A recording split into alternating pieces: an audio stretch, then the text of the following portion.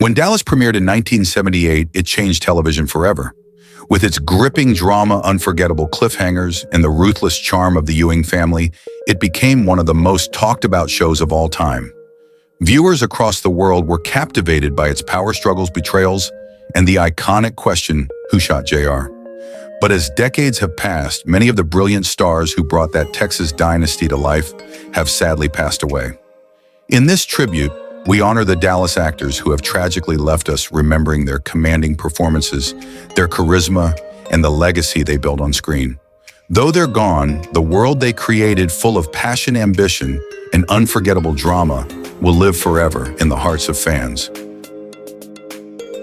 Larry Hagman was born on September 20, 1931 and joined Dallas in 1978 at age 47 as J.R. Ewing, the scheming, charismatic oil tycoon whose cunning and ruthlessness made him the show's linchpin and one of television's most infamous villains.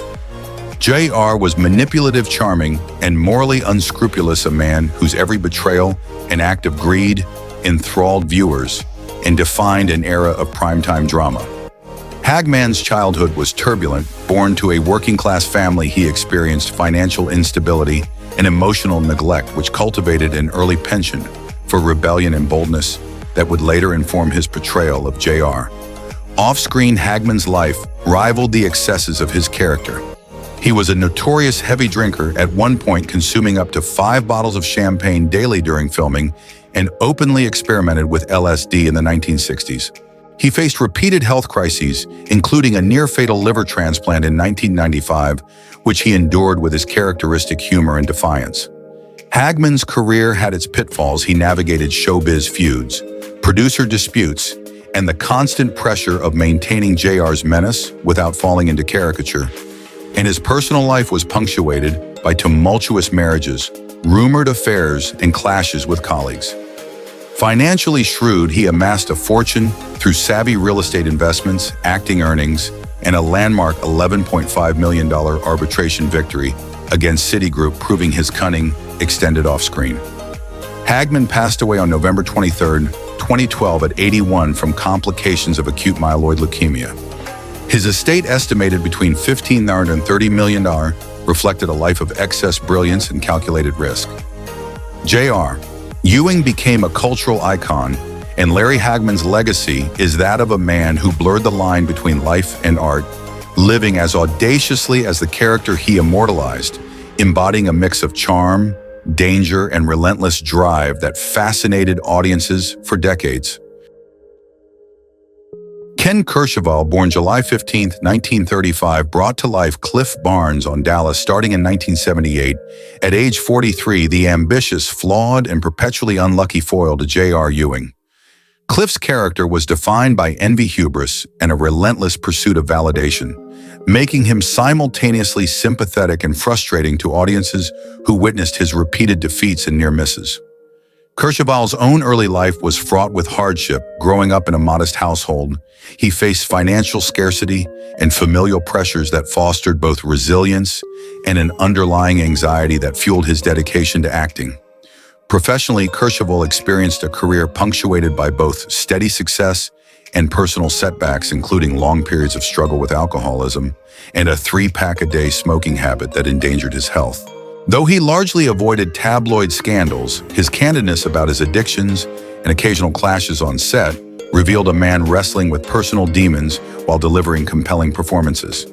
His private life, too, was complex, featuring turbulent relationships and a constant tension between family obligations and the demands of Hollywood. Despite these struggles, Kercheval demonstrated financial foresight, investing in real estate and businesses that secured a comfortable future. He died on April 21, 2019 at age 83 from complications of pneumonia, leaving an estate valued around $10 million. Cliff Barnes became a symbol of the doomed underdog, and Ken Kercheval's life mirrored that struggle, marked by perseverance, vulnerability, and the quiet determination to carve out a legacy against persistent obstacles, making his contribution to Dallas both poignant and enduring. Barbara Bel Geddes, born October 31, 1922, assumed the role of Miss Ellie Ewing on Dallas in 1978 at age 56, portraying the stalwart, compassionate matriarch whose wisdom and moral authority grounded the Ewing family saga amidst constant treachery and scandal. Miss Ellie was a model of resilience and maternal insight, her presence commanding respect while providing warmth and stability, endearing her to millions of viewers who saw her as the emotional anchor of South Fork Ranch. Belle Geddes' early years were marked by poverty and familial instability experiences that instilled in her a strong sense of self-reliance and inner fortitude, which she carried into her acting career. Professionally, she endured the high stakes of stage and screen, with accolades tempered by health crises, such as her massive heart attack in 1984, that led to temporary recasting and a contentious legal dispute, demonstrating the often precarious nature of celebrity and studio politics. Rumors of being blacklisted during the McCarthy era added another layer of professional adversity, forcing her to navigate a career in which talent alone could not guarantee security. Her personal life, though largely private, involved periods of emotional strain, the challenge of balancing family and career, and ongoing battles with health that she managed with dignity. Barbara Belle Geddes passed away on August 8, 2005, at age 82 from lung cancer, leaving an estate valued between $3 to $10 million, comprised of acting royalties and real estate holdings.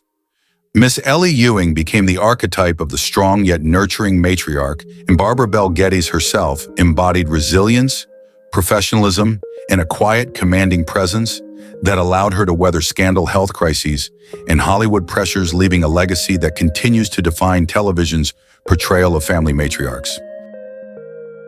Howard Keel was born on April 13, 1919, and joined Dallas in 1981 at age 62 as Clayton Farlow, the rugged, principled rancher who would ultimately marry Miss Ellie and act as a moral anchor for the often scheming Ewings. Clayton's charm lay in his combination of stoic masculinity, romantic fidelity, and unwavering ethical compass, which contrasted sharply with J.R. Ewing's ruthless machinations, making him a beloved figure in the narrative and a stabilizing influence in the eyes of fans. Keel's own childhood was marked by financial uncertainty and familial instability. He grew up during the Great Depression, experienced teasing for his ambition and nascent musical talent, and carried a lifelong drive to prove himself through artistry and sheer determination. His career trajectory reflected both triumph and turbulence. He rose to fame as a leading man in MGM musicals, celebrated for his baritone voice and commanding presence, but his personal life often shadowed these successes. 3 marriages, bouts of heavy drinking, and clashes with studio executives painted a portrait of a man both adored and feared. A particularly notable professional stumble came with his transition to country music and television late in life, where some critics dismissed his musical reinvention as gimmicky despite strong fan support abroad. Keel's personal life mirrored his professional intensity. Romantic entanglements, periods of isolation, and battles with alcohol punctuated the glamour, yet he cultivated resilience and adaptability that carried him into his later years. Howard Keel passed away on November 7, 2004, at age 85, from colon cancer, leaving behind a net worth estimated at $10 million, built on decades of film, television, and music royalties. His legacy endures as a testament to reinvention charm and the complicated balance of talent, ambition, and human frailty in Hollywood's golden age and beyond. Cheryl Lynn Ratino was born on January 13, 1956, and joined Dallas in 1979 at age 23 as Jackie Dugan, the diligent secretary to Cliff Barnes, whose presence, though understated, anchored much of the narrative tension surrounding corporate schemes and personal rivalries. Jackie's efficiency, loyalty, and quiet assertiveness made her a subtle yet integral presence, providing viewers with a relatable lens into the business machinations of the Ewing's world. Ratino's own childhood was shaped by instability and personal loss. Raised in a modest household, she faced frequent ridicule for her ambitions, early health challenges, and the pressures of being a first-generation college attendee, all of which cultivated a private, introspective nature.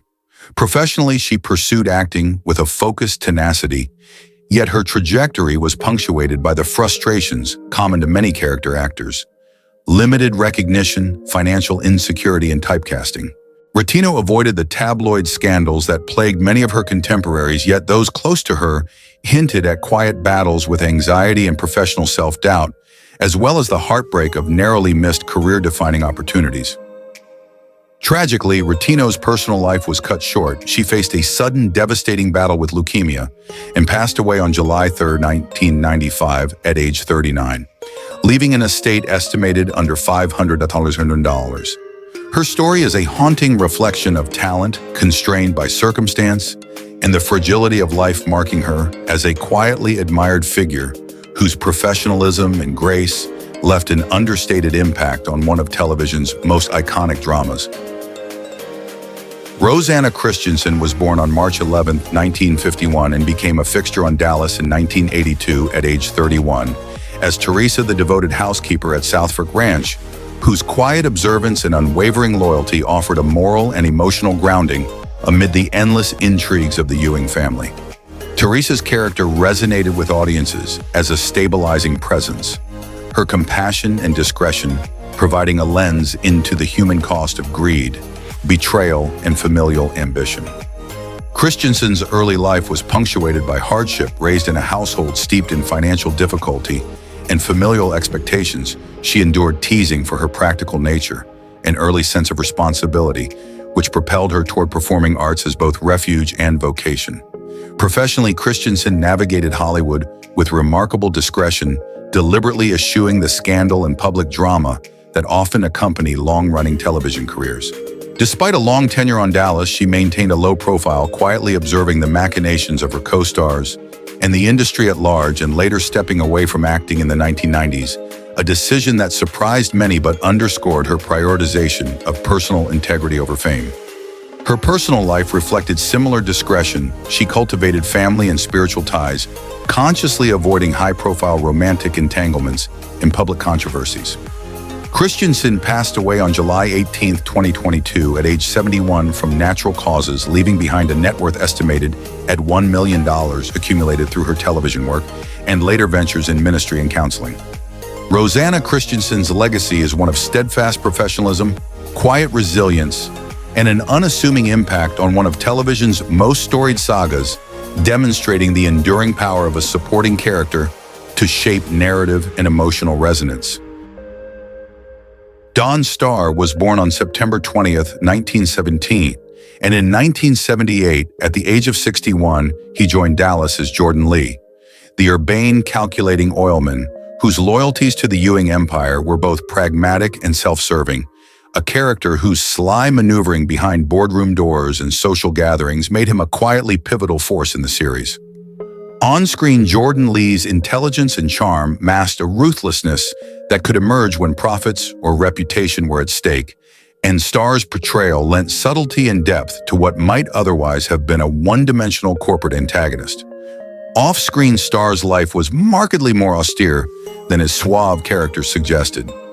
Born into a middle-class family in Missouri, he experienced a childhood marked by financial strain, a father frequently absent due to work, and a mother who struggled with health issues, forcing him to shoulder responsibilities from an early age.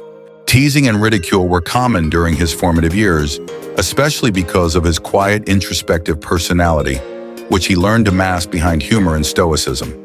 Starr's career in Hollywood was steady, but punctuated with challenges. While he avoided major scandals, he was known for clashing with directors and producers over creative control, particularly when he felt that scripts undermined his character's intelligence or moral complexity. His most significant professional setback came in the late 1960s, when a recurring role on a high-profile series was abruptly terminated due to a network dispute, a blow that haunted him for years. Personal life pressures compounded his career frustrations.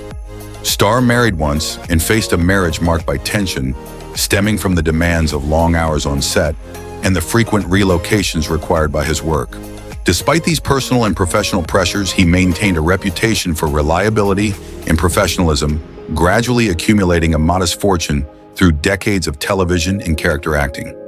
At the time of his death on July 11, 1995, at 77 from natural causes, Starr left an estate valued at approximately $1 million, including real estate holdings and residuals from his television work. Jim Davis was born on August 26, 1909, and assumed the role of Jock Ewing in 1978 At 69, immediately embodying the patriarchal oil tycoon, whose formidable presence, iron will, and unyielding devotion to family legacy defined the series' foundational conflicts. Behind the camera, Davis' life was an intricate tapestry of resilience and hidden struggles. He was raised in a modest Midwestern family during the Great Depression, experiencing financial scarcity and a stern critical upbringing that instilled in him both discipline and a hardened emotional reserve. Early in his career, he navigated the unforgiving world of Hollywood westerns, where he was frequently typecast and rumors circulated of heavy drinking and volatile temper that occasionally disrupted shoots, though his professionalism largely shielded him from lasting scandal. His personal life was equally complex.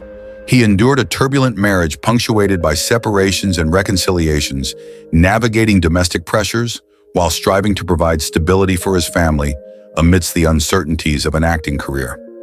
A significant professional challenge arose as he aged into senior roles, with studios questioning his stamina for long production schedules, and the emotional toll of portraying a domineering patriarch, pressures he met with stoic determination. Davis's ultimate struggle was private and profound. While filming the early seasons of Dallas, he quietly battled multiple myeloma, concealing the severity of his illness from colleagues and audiences alike, yet continuing to deliver compelling performances. His death on April 26, 1981 at 71 from complications of the disease was a watershed moment for the show, prompting storylines that immortalized both character and actor in viewers' minds. His estate, modest at approximately $800,000, reflected a career of steady work rather than blockbuster accumulation.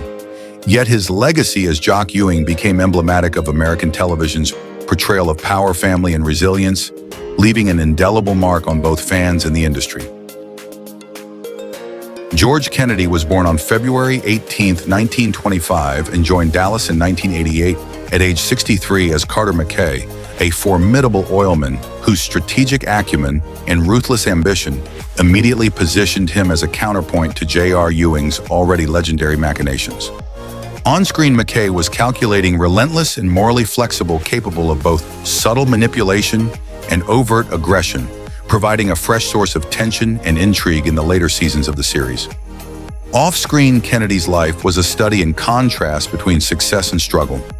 Raised during the Great Depression in a low-income family in Massachusetts, he endured financial deprivation, parental neglect, and frequent relocations, shaping a tenacious and fiercely independent personality. His Hollywood career, while decorated with an Academy Award for Cool Hand Luke, was punctuated by financial instability. Multiple divorces and public acknowledgments of bankruptcy in the 1980s, with candid admissions of past womanizing and clashes with industry executives over contracts and creative control. Kennedy's reputation as a larger-than-life personality sometimes overshadowed his professional reliability. Yet his resilience and discipline allowed him to rebuild his career, securing consistent roles in television and film well into his later years. Health concerns, including chronic heart disease, added to the personal challenges he faced, yet he remained active professionally, demonstrating both stamina and a commitment to craft. Kennedy died on February 28, 2016 at 91, leaving a net worth of approximately $5 million, accrued through decades of work across film, television, and occasional stage projects. Carter McKay's cold calculation mirrored the disciplined, strategic approach Kennedy employed to navigate a career rife with highs and lows, personal scandal, and financial turbulence. The duality of his life, Oscar-winning brilliance, juxtaposed against financial woes and tumultuous relationships, underscored the complexity of his legacy, rendering him not merely a character actor, but a survivor of Hollywood's relentless pressures, whose impact on Dallas enriched the show's final seasons with a layer of cunning ambition and hard-earned gravitas. Pat Colbert, born January 16, 1947, appeared on Dallas from 1983 to 1991 as Dora May, the refined hostess of the Oil Barons Club, who quietly observed the Ewings' treacherous maneuvers at age 35. On-screen, Dora May was the picture of elegance and discretion, a calm presence amid the cutthroat world of Dallas oil dynasties, and her subtle reactions often revealed more than dialogue ever could, making her an underrated yet crucial fixture in the series. Colbert's childhood was marked by hardship and modest means in a working-class household, which instilled in her a fierce self-reliance, but also exposed her to early criticism and teaching her to conceal vulnerability behind poise, a trait that became her signature both on and off screen.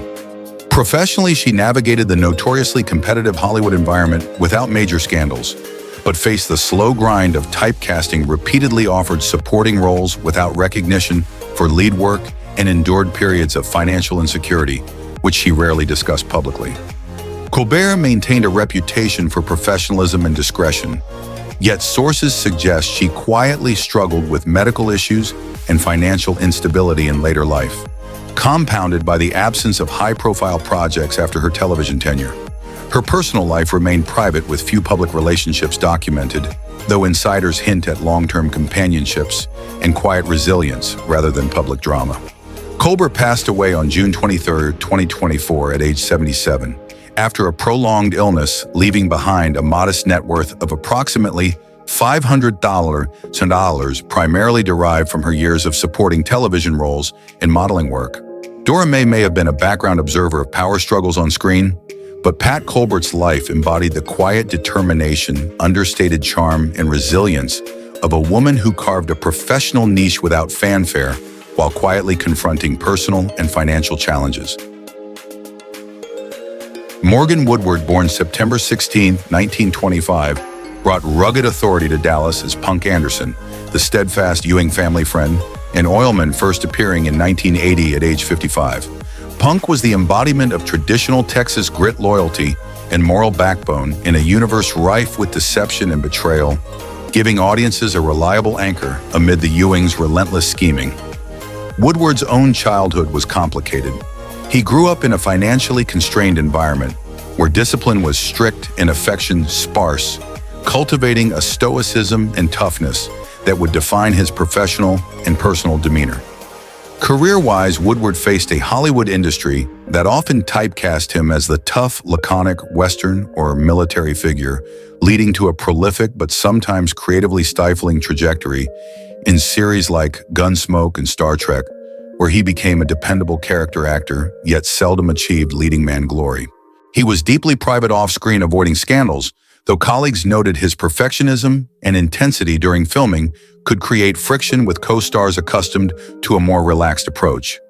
Woodward's personal life was marked by long-term companionships and periods of solitude as he remained unmarried for much of his career, prioritizing professional discipline over social life, yet he cultivated a network of close friendships that supported him through illness and aging.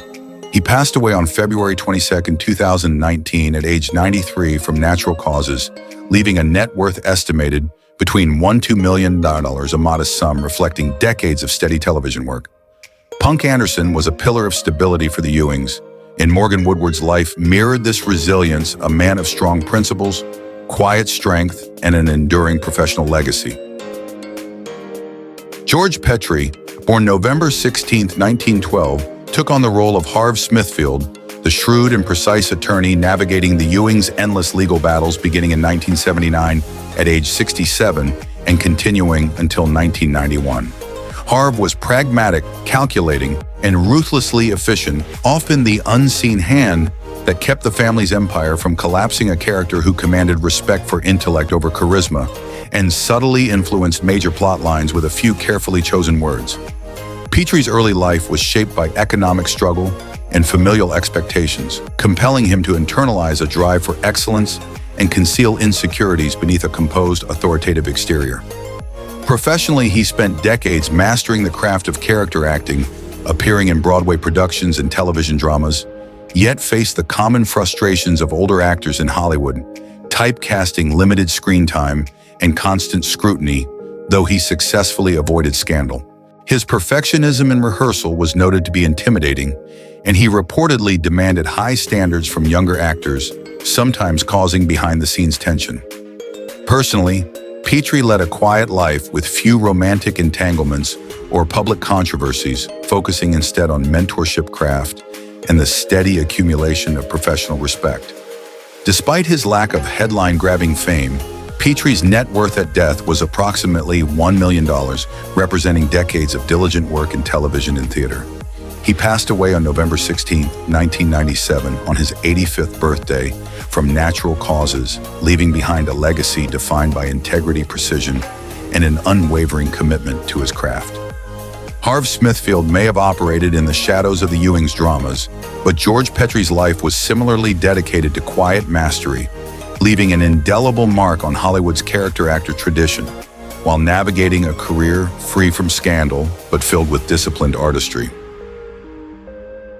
Dak Rambo was born on November 13, 1941, and joined Dallas in 1985 at age 44 as Jack Ewing, the irresistibly charming cousin, whose charisma masked a calculating mind and penchant for scheming, making him both a fan favorite and a source of endless drama within the Ewing family saga. Jack's character was defined by seduction, ambition, and a morally flexible approach to family loyalty, creating tension and intrigue that energized the series' storylines. Rambo's childhood was complicated. He and his twin brother Dirk were raised in a modest Texas household, navigating instability and parental expectations while contending with societal norms that stigmatized difference. Early teasing and a sense of being different shaped a guarded, resilient personality. Professionally, Rambo faced the harsh realities of daytime and primetime television, achieving fame, yet also confronting the fragility of public adoration. His personal life carried profound challenges. He was openly bisexual at a time when Hollywood was notoriously intolerant, and he faced rumors of substance abuse and the emotional toll of losing his twin brother to cancer. His most significant professional setback came after his AIDS diagnosis, which led to a rapid decline in acting opportunities and exposed the deep stigma surrounding the disease in the early 1990s. Despite these obstacles, Rambo approached his final years with courage, publicly acknowledging his illness and quietly mentoring younger performers. He passed away on March 21, 1994, at age 52, from AIDS-related complications, leaving a net worth of approximately $2 million accumulated from soap operas like Another World and All My Children, as well as his work on Dallas. Jack Ewing was a fictional provocateur. Dak Rambo was a courageous, multifaceted figure whose life blended vulnerability, defiance, and a trailblazing honesty that challenged Hollywood's darkest prejudices. James Brown was born on March 22, 1920, and appeared on Dallas in 1979 at age 59 as Detective Harry McSween, a pragmatic lawman whose patience and sense of justice provided a stabilizing force amid the Ewing family's endless moral entanglements.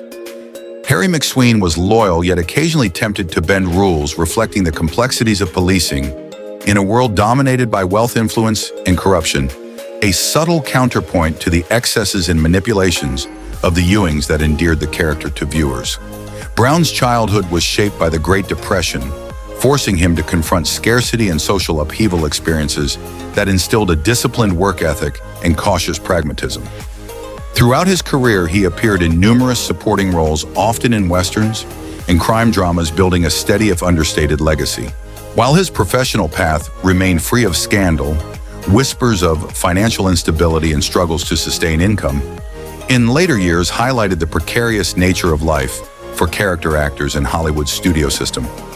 Brown maintained a reputation for reliability and dedication, yet his personal life was quiet and largely shielded from public scrutiny, allowing him to avoid the tabloid controversies that engulfed many peers. His stability was later tested by age-related health issues, culminating in his death on April 11, 1992, from heart failure at age 72. Brown's estate was modest, approximately $500,000, reflecting a life of consistent work rather than spectacular wealth. Detective McSween was the moral anchor on screen. James Brown was a consummate professional whose career embodied perseverance, quiet dignity, and the understated courage of a supporting actor navigating the unforgiving currents of Hollywood. Meg Gallagher was born on January 17, 1950, and appeared on Dallas in 1978 at age 28 as Luella, the glamorous, sharp-tongued secretary who was privy to the Ewing family's most intimate secrets, walking the fine line between loyalty and ethical compromise in a world of ruthless corporate and personal intrigue.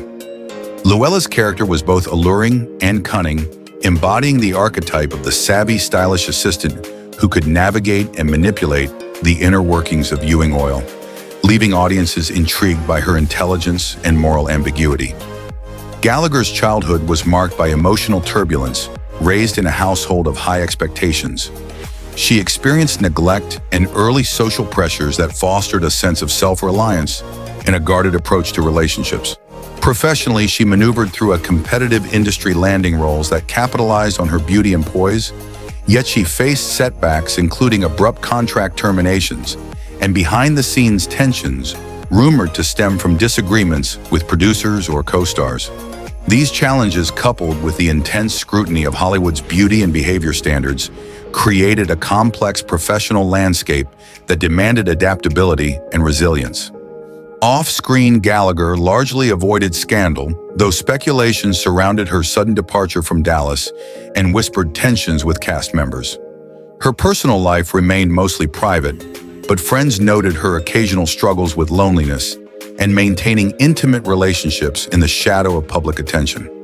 She passed away on May 27, 2000 at age 50 from undisclosed health complications, leaving a net worth estimated at $300,000 derived from acting and ventures in fashion and design.